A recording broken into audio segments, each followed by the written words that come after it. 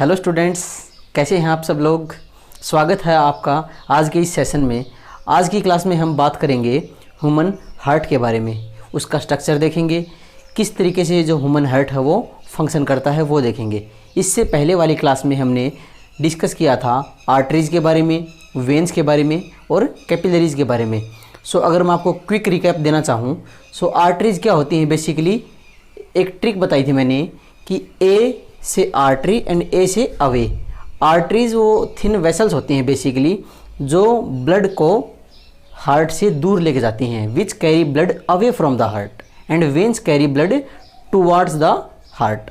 Arteries oxygenated blood carry करती हैं, ठीक है। वेन्स जो होती है वो डीऑक्सीजनेटेड ब्लड कैरी करती है। लेकिन एक एक्सेप्शन पढ़ा था हमने कि पल्मोनरी आर्टरी जो होती है वो इससे ऑपोजिट काम करती है। जैसे आर्टरी कैरी ऑक्सीजनेटेड ब्लड, लेकिन पल्मोनरी आर्टरी जो होती है वो कैसा ब्लड कैरी करती है, डीऑक्सीजनेटेड ब्लड कैरी करती है। आगे हम इसको जब हार्ट का डायग्राम समझाएंगे तब हम अच्छे से उसको डिस्कस भी करेंगे। उसके अलावा हम ये बोलें कि आर्टरीज जो होती हैं वो डीपली सिचुएटेड होती हैं हमारी बॉडी में। ये डिफरेंस भी आपसे कई बार बोर्ड एग्जाम्स में पूछ लिया जाता है कि what is the difference between arteries and veins. क्या क्या बताएंगे हम कि arteries are deeply situated in the body, ठीक है। ऊपर जो आपको दिख रही हैं, जो ग्रीन कलर की दिख रही हैं हमारे हाथों में, ये आपकी आर्टरीज नहीं बल्कि वेन्स होती हैं। ये चीज़ आप ध्यान रखेंगे। क्लियर है बात। आज की क्लास में हम बात करते हैं ह्यूमन हार्ट के बारे में। ह्यूमन हार्ट के बारे में आपको एक चीज़ ध्यान रखनी है कि जो कवरिंग होती है, ये क्वेश्चन बहुत इंपॉर्टेंट है। काफ़ी बार आपके एनटीएससी में भी प्लस बोर्ड एग्जाम्स में भी पूछा जा चुका है कि जो कवरिंग होती है हार्ट के अराउंड उसको क्या बोलते हैं। उसको हम बोलते हैं पेरिकार्डियम। ये बहुत इंपॉर्टेंट पॉइंट आपको ध्यान में रखना है कि covering around the human heart is called pericardium. Clear है। देन जो ह्यूमन हार्ट होता है वो एक कोनिकल मस्कुलर ऑर्गन होता है, जो कहाँ पे प्लेस्ड होगा, which lies in between the two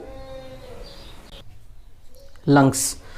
दो लंग्स के बीच में ह्यूमन हार्ट जो है वो सिचुएटेड होता है। अब अगर ह्यूमन हार्ट की बात करें यहाँ पे 4 चैम्बर होते हैं, आपको ध्यान रखना है। अगर रफली सा मैं आपको समझाऊं 4 चैम्बर्स होंगे इस तरीके से। 2 चैम्बर्स होते हैं एट्रिया और 2 होते हैं वेंट्रिकल्स, ठीक है। लास्ट क्लास में हमने बताया था कि वेंट्रिकल्स की जो वॉल होती है वो थिक होती है, बड़े साइज के चैम्बर्स होते हैं। अब वेंट्रिकल्स की वॉल थिक क्यों होती है, क्योंकि उन्हें ब्लड को पंप करना होता है बहुत तेज़ी के साथ में, इसलिए वेंट्रिकल्स की जो वॉल है वो थिक होती है। देन अगर हम ये बोलें कि एक अडल्ट मेल में कितना वेट होना चाहिए, कितना वेट होता है, अबाउट 300 ग्राम्स होता है एक अडल्ट मेल में, लेकिन फीमेल में थोड़ा सा कम होता है, इट इज़ अबाउट 250 ग्राम्स। ये चीज़ भी ध्यान रखनी है। साइज़ कितना होता है, हम ये बोल सकते हैं क्लेंच्ड फिस्ट। ये कई बार लिखा होता है कि human heart is the size of a clenched fist. इसका मतलब क्या है कि हमारे जो ये है इतना सा साइज़ होता है हमारे ह्यूमन हार्ट का, ठीक है। जो मुट्ठी है आपको जो दिख रही है ये साइज ऑफ क्लेंच्ड फिस्ट बोलते हैं ह्यूमन हार्ट के साइज को, ठीक है। देन 4 चैम्बर्ड हो गए। 2 चैम्बर को एट्रिया बोलते हैं और 2 चैम्बर वेंट्रिकल्स होते हैं। Atria are smaller chambers, ventricles are larger chambers. Atria की जो वॉल है वो थिन होती हैं, वेंट्रिकल्स की वॉल थिक होती हैं। क्यों होती हैं, क्योंकि उन्हें ब्लड को बहुत तेज़ी से पंप करना पड़ता है पूरी बॉडी में। देन एट्रिया और वेंट्रिकल्स के बीच में कुछ वेल्व्स होते हैं यहाँ पे, जिनको बोलते हैं एट्रियोवेंट्रिकुलर वेल्व्स। वो भी आगे हम डिस्कस करेंगे। Then heart wall is made up of special type of muscles होती हैं, उनको क्या बोलते हैं हम, कार्डियक मसल्स। ये चीज़ क्लियर हुई आपको। डायग्रामेटिकली अगर हम देखें स्ट्रक्चर को, आपके बोर्ड एग्जाम में ये इसका डायग्राम बनाना आ भी सकता है, नहीं भी आ सकता। हम ये बोल सकते हैं कि ये इतना ज़रूरी नहीं है बोर्ड एग्जाम्स के उसके, लेकिन इसकी जो नोमेनक्लेचर है, इसका जो नेमिंग है, ये बहुत इंपॉर्टेंट है। ये आपको ध्यान रखना है। एनटीएससी में तो ये बहुत इंपॉर्टेंट बन जाता है, यहाँ से क्वेश्चन बनने के चांसेस डेफिनेटली होते हैं। इस स्ट्रक्चर को देख के घबराना नहीं है। सबसे पहले हमें स्टेप बाय स्टेप समझना है। सबसे पहले देखो आप एक चीज़ देखना, जो सुपीरियर वेना केवा है ये ब्लड को कलेक्ट करती है from upper parts of body. ठीक है, सुपीरियर वेना केवा collects the blood from upper part of body and inferior vena केवा collect the blood from lower part of body. ठीक है, ये रही आपकी इन्फीरियर वेना केवा। और ये ब्लड अपना किस में डालती हैं, ये देखो ये क्या होते हैं, ये एक चैम्बर है, ये ओरिकल, ये दूसरा ओरिकल, ये वेंट्रिकल और ये वेंट्रिकल। ठीक है, सुपीरियर वेना केवा और इन्फीरियर वेना केवा ब्लड को कलेक्ट करके कहाँ पे डालेंगी, they put the blood in right auricle. अब इसको हमारे तरीके से नहीं देखना है, इसको जस्ट इस तरीके से देखना है कि ये ऐसे हार्ट है। सो ये राइट वाला पार्ट है और ये लेफ्ट वाला पार्ट है। सो सुपीरियर वेना केवा and inferior vena cava blood को कलेक्ट करेंगी और कहाँ पे पोर कर देती हैं, वो राइट ओरिकल में। क्लियर है। देन राइट ओरिकल में जब ब्लड आएगा तो ओरिकल्स जैसे ही फिल हो जाएंगे पूरे ब्लड से, सो क्या होगा, ये जो वेल्व होता है राइट ओरिकल और राइट वेंट्रिकल के बीच में कौन सा वेल्व होता है, ये भी बहुत इंपॉर्टेंट है, वो होता है आपका ट्राइकस्पिड वेल्व। ट्राइकस्पिड वेल्व बोलते हैं the valve between right auricle and right ventricle. जैसे ही यहाँ पे ब्लड आया तो auricles filled with blood, so ये वेल्व जो है ये ओपन हो जाएंगे। The tricuspid valve will open and जो ब्लड है it will come from auricle to ventricle. यहाँ तक क्लियर हुआ। सुपीरियर वेना केवा और इन्फीरियर वेना केवा ने ब्लड को कलेक्ट किया और उन्होंने कहाँ पे डाल दिया, राइट ओरिकल में। जब ओरिकल्स में ब्लड फिल हो गया सो वो कहाँ पे आ जाएगा, फिर राइट वेंट्रिकल में। ठीक है, एक लाइन लिखी होती है कि right part of heart receives deoxygenated blood. अब दो टर्म्स होते हैं, oxygenated and deoxygenated. Oxygenated blood and deoxygenated blood. Oxygenated नाम से पता चल रहा है कि ऐसा ब्लड विच कैरीज ऑक्सीजन, जिस ब्लड में ऑक्सीजन है, जो ऑक्सीजन कैरी करता है उसको ऑक्सीजनेटेड ब्लड बोलते हैं। और ऐसा ब्लड जहाँ पे ऑक्सीजन नहीं बल्कि कौन सी गैस होगी, CO2, उसको क्या बोलते हैं, डीऑक्सीजनेटेड ब्लड बोलते हैं। So right part of heart receives deoxygenated blood. ये आपको दिख भी रहा होगा कि अगर बॉडी पार्ट से आ रहा है तो डीऑक्सीजनेटेड ब्लड होता है। अब राइट वेंट्रिकल से कहाँ जाएगा, राइट वेंट्रिकल से फिर पल्मोनरी आर्टरी होती है जो कहाँ पे लेके जाएगी ब्लड को, लंग्स में लेके जाएगी। Pulmonary artery to lungs. ठीक है, लंग्स में पहुँच गया। अब लंग्स में हमने लास्ट क्लास में डिस्कस किया था कि कुछ स्ट्रक्चर्स होते हैं, बेसिकली एल्विलाई होते हैं। ठीक है, structural and functional unit of lungs होते हैं जो कि वहाँ पे गैसेस एक्सचेंज होता है। हम लोग क्या इनहेल करते हैं, O2 एंड एक्सहेल क्या करते हैं, CO2। So exchange of gases होगा यहाँ पे। और लंग्स से फिर जो ब्लड आएगा वो होगा ऑक्सीजनेटेड ब्लड। आगे हम एक फ्लो चार्ट के थ्रू भी समझेंगे इस चीज़ को कि पल्मोनरी आर्टरी ने जो डीऑक्सीजनेटेड ब्लड था उसको कहाँ सप्लाई कर दिया, लंग्स में। लंग्स से फिर वो ऑक्सीजनेटेड ब्लड आ रहा है, वो कहाँ आएगा, लेफ्ट ओरिकल में। ठीक है, देखो ये जो एरो लगा रखे हैं इनको ध्यान से देखना आप। ये जो इस तरीके से superior vena cava, inferior vena cava, then ये लेके ब्लड कहाँ पे जा रही है, ये देखो एरो पल्मोनरी आर्टरी कहाँ पे लेके गई है, लंग्स में। अब लंग्स से कहाँ पे आ गया, लेफ्ट ओरिकल में। लेफ्ट ओरिकल से लेफ्ट वेंट्रिकल में। यहाँ कैसा ब्लड है, ऑक्सीजनेटेड ब्लड है। क्यों, क्योंकि लंग्स में मिक्सिंग हो चुकी है। लंग्स से अब जो भी ब्लड आ रहा है वो कैसा ब्लड होगा, ऑक्सीजनेटेड ब्लड होगा। और लेफ्ट वेंट्रिकल से फिर वो आगे अरोटा जो होती है उसके थ्रू पूरी बॉडी पार्ट्स में सप्लाई कर दिया जाता है। ठीक है, एक बार फिर से समझते हैं। सुपीरियर वेना केवा और इन्फीरियर वेना केवा, दो वेना केवा होती हैं जो क्या करती हैं, ब्लड को कलेक्ट करेंगी, राइट पार्ट ऑफ हार्ट में डाल देती हैं, राइट ओरिकल में डाल देंगी। राइट ओरिकल में जब ब्लड फिल हो जाएगा तो वेल्व जो उनके बीच में होते हैं वो ओपन होंगे। ओपन होंगे तो राइट वेंट्रिकल में ब्लड आ गया। राइट वेंट्रिकल में जब ब्लड आएगा सो एक आर्टरी होती है, पल्मोनरी आर्टरी, जो उस ब्लड को कैरी करती है, कहाँ पे लेके जाएगी, लंग्स तक। लंग्स में फिर एक्सचेंज होता है गैसेज का। ब्लड कैसा जा रहा था, डीऑक्सीजनेटेड, जिसमें CO2 थी, लेकिन वहाँ पे एक्सचेंज होगा तो कैसा ब्लड आएगा, फिर वो ऑक्सीजनेटेड ब्लड आएगा। वो ऑक्सीजनेटेड ब्लड कहाँ आएगा, ये देखो ये दिख रहा है, इस तरीके से एरो लगा रखे हैं ना, तो ये है लेफ्ट ओरिकल में। लेफ्ट ओरिकल से फिर वो ब्लड कहाँ पे जाएगा, लेफ्ट वेंट्रिकल में। राइट पार्ट ऑफ हार्ट में कौन से वेल्व थे, between right auricle and right ventricle tricuspid valve present होते हैं, और यहाँ पे कौन से होते हैं, बाइकस्पिड, या फिर इनको मित्रल वेल्व भी बोलते हैं। मित्रल वेल्व भी, बाइकस्पिड या मित्रल वेल्व एक ही बात है, left part of left Oracle और लेफ्ट वेंट्रिकल के बीच में। फिर लेफ्ट वेंट्रिकल से फिर लार्जेस्ट आर्टरी जो अरोटा होती है वो उस ब्लड को पूरे बॉडी पार्ट्स में सर्कुलेट कर देती है। सो ये चीज़ आपको ध्यान में रखनी है। सो क्लियर हुआ यहाँ तक। अब हम बात करते हैं वर्किंग ऑफ ह्यूमन हार्ट के बारे में। सो एक फ्लो चार्ट के थ्रू आपको समझा देता हूँ ताकि आपको थोड़ा सा और अच्छे से समझ में आ जाए। हमने क्या बताया था, राइट पार्ट ऑफ हार्ट जो राइट ओरिकल है उसमें कौन ब्लड डालता है, अपना सुपीरियर और इन्फीरियर वेना केवा। तो यही हमने लिखा है, सुपीरियर वेना केवा एंड इन्फीरियर वेना केवा।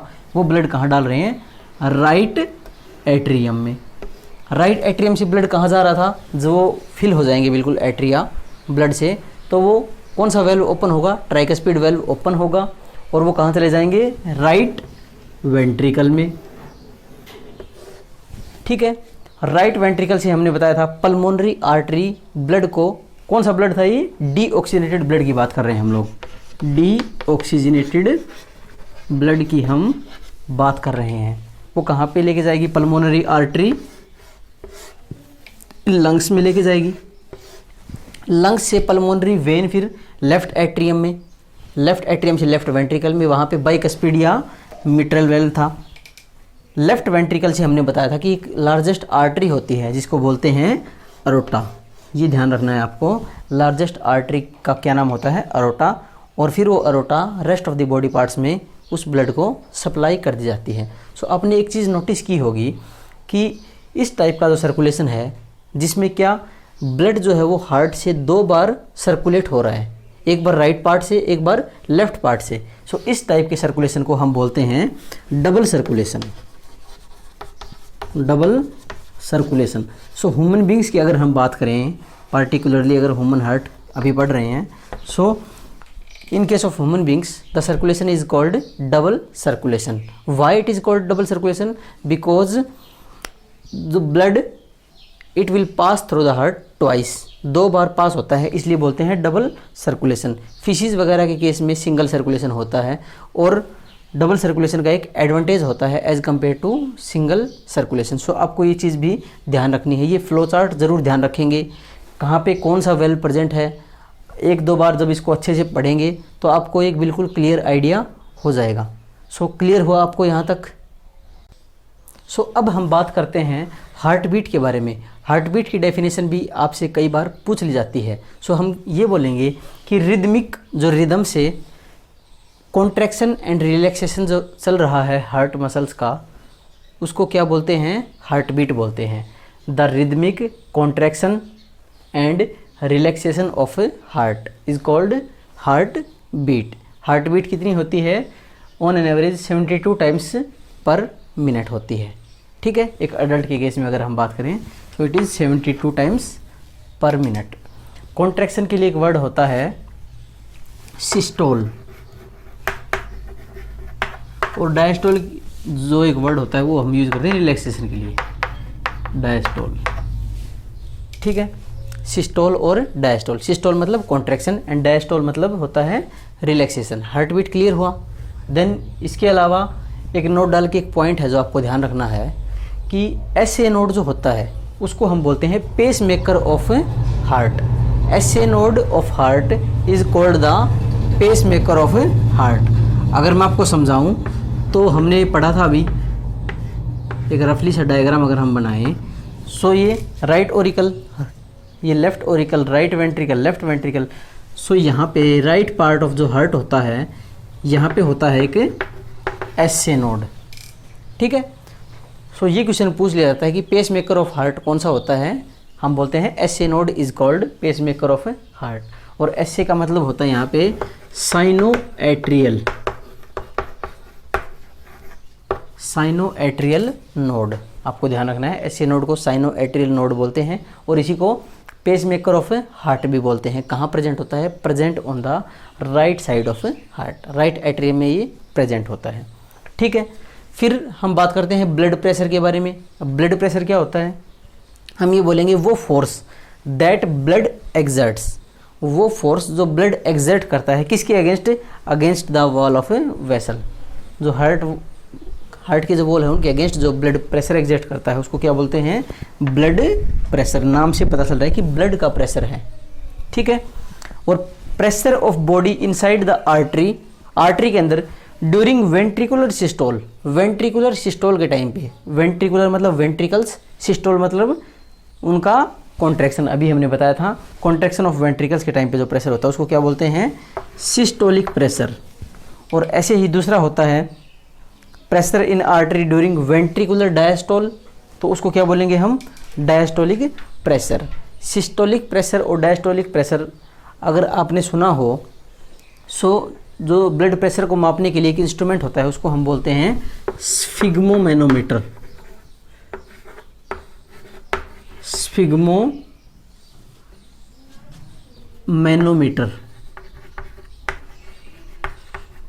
Instrument used to measure the blood pressure, उसको क्या बोलते हैं? स्फिग्मोमैनोमीटर। ठीक है, और सिस्टोलिक प्रेशर की कितनी वैल्यू होती है ये भी आपको ध्यान रखनी है, 120 mmHg ये होता है सिस्टोलिक, और डायस्टोलिक की कितनी होती है? 80 mmHg।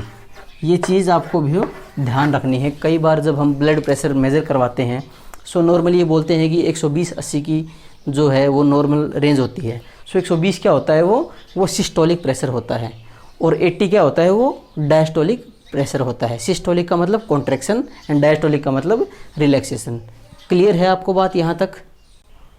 अब हम बात करते हैं लिम्फेटिक सिस्टम के बारे में। लिम्फ भी एक फ्लूइड होता है, जैसे कि हमने पढ़ा था ब्लड एक फ्लूइड है, उसी तरीके से लिम्फ भी एक फ्लूइड होता है जो किस किस से मिलके बना हुआ होता है? बेसिकली लिम्फ से, lymphatic capillaries, lymphatic vessels and lymph nodes, इन सभी से मिलके लिम्फेटिक सिस्टम बनता है। ठीक है, लिम्फ बेसिकली है क्या? एक कलरलेस फ्लूइड होता है। ठीक है, जिसमें colourless fluid similar to plasma, plasma की तरह होता है। इट कंटेन्स लेस प्रोटीन्स, इसमें जो प्रोटीन्स है वो कम होते हैं।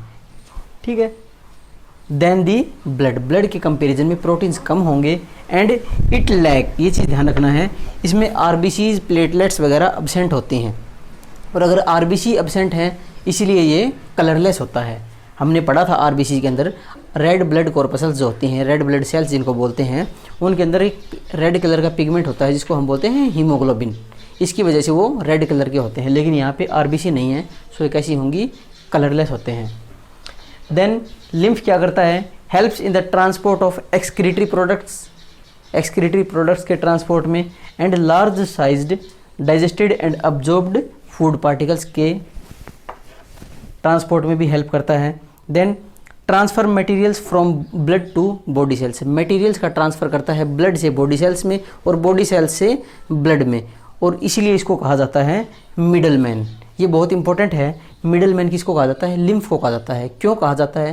क्योंकि मटेरियल्स का ट्रांसपोर्ट करता है बॉडी से ब्लड में और ब्लड से फिर बॉडी सेल्स में।